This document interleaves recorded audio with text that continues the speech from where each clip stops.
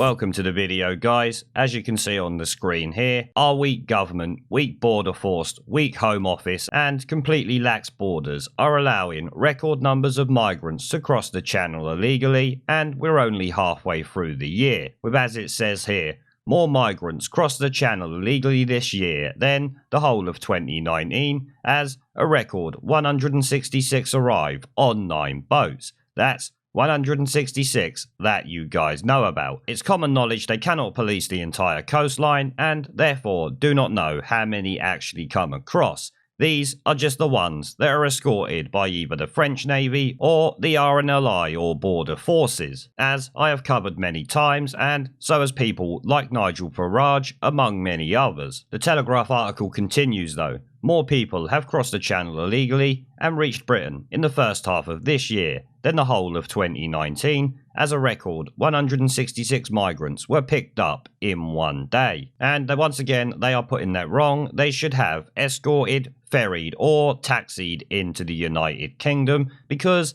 that is what's actually happening. Young children, teenagers and women were seen being processed by immigration officials at Dover after Border Force, the Coast Guard, the RNLI and the French Navy dealt with a flotilla of around 9 vessels on Wednesday morning. You mean they escorted a flotilla of 9 illegal immigrant-filled boats into the United Kingdom, costing us untold amounts of money and spitting all over our laws and the people of this country. One boat used by the smugglers to ferry people across the busy shipping lane was thought to be 30 foot long and carrying as many as 60 people. Home Office sources said that the vessel was first spotted just off the French coastline, but was shepherded by their navy all the way to English waters, which brings me to say, what the actual fuck is going on? The Home Office is openly admitting that the French Navy is escorting illegal immigrants out of their own waters into British territory openly and without a care in the world, showing to me that the Home Office and probably the government are neck deep in this and allowing it to continue. Imagine the shitstorm the French would kick up along with the EU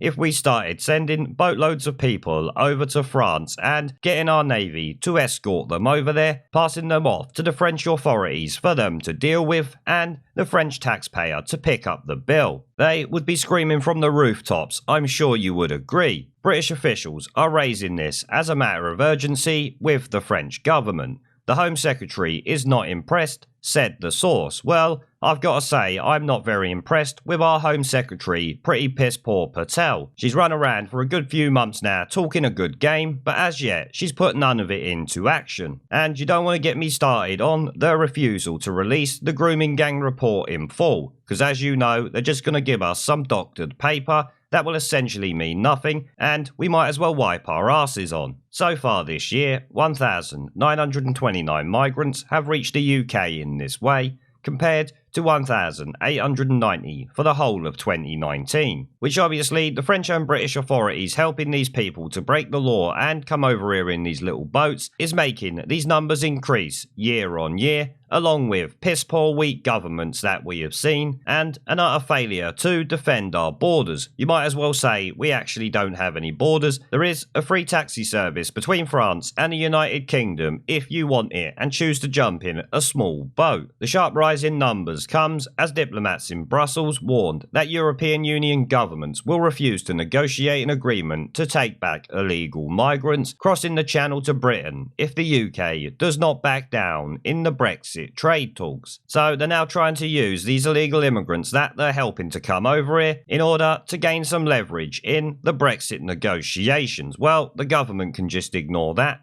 We won't bother sending them back to the EU. We will send them back to their country of origin. They're obviously not refugees because they have passed through multiple safe countries to get to the United Kingdom. So, as an independent nation, we can simply refuse them that. And maybe even do as the Australians did a few years ago, that we'll see in a moment from this article. Currently, Britain is locked into the Dublin Agreement, which makes the EU country where any migrant first applies for asylum responsible for processing the claim.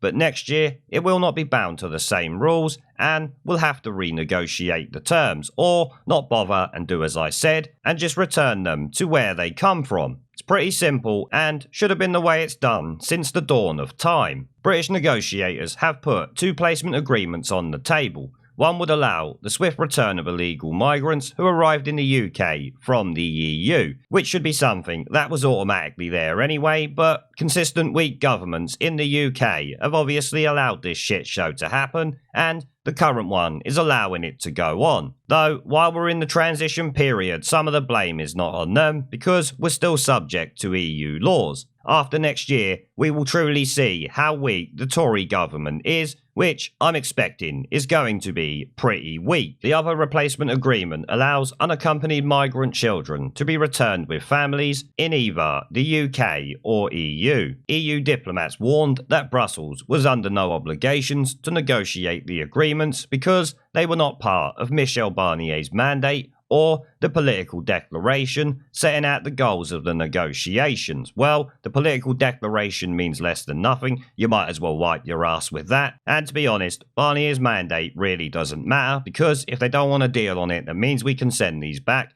As I've said, the UK government can make laws to just literally send them straight back themselves, end of story, to the country that they came from, which will be the EU's fault, not ours. We are just defending our borders if the EU are just letting them come over. Hopefully then, the Home Office will take the stance of not bringing these people back here, but turning the boats around and sending them back to France. I wouldn't hold your breath on that one though, if I was you. Only 155 migrants who arrived on small boats between January 2019 and early April 2020 were returned to France despite about 2,500 detected arrivals. Note the detected arrivals part because the true number is likely a hell of a lot more. That represents 6% of the total. So 6% of the total that have arrived here that they know about have been sent back out of 2,500. Such great work by the Home Office there, I'm sure you would agree. Did I miss something where we have Diane Abbott working in the Home Office because it seems about as competent as if it was run by her? Historically, the vast majority of migrants in small boats have been adult males from Iran and Iraq, but recently there has been a rise in the number